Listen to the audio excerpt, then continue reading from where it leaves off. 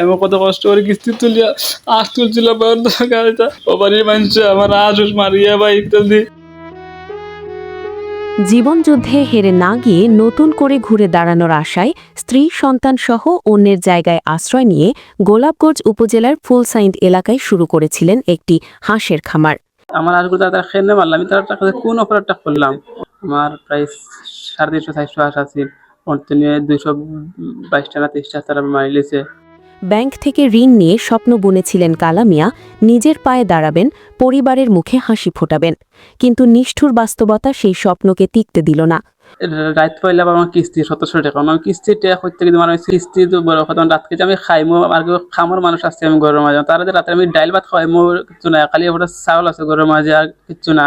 অভিযোগ উঠেছে সোমবার শত্রুতাবশত হাঁসের খাবারে বিষ মিশিয়ে প্রায় 2 শতাধিক হাঁস মেরে ফেলা হয়েছে।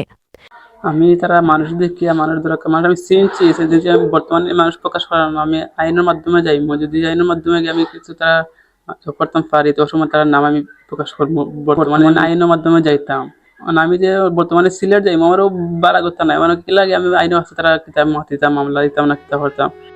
যে খামার ছিল তার বেঁচে থাকার শেষ ভরসা, সেটিই এখন তার চোখের সামনে ধ্বংসস্তূপ। স্ত্রী সন্তানদের কান্না আর নিজের অসহায়ত্বে বাকরুদ্ধ আজ কালা মিয়া।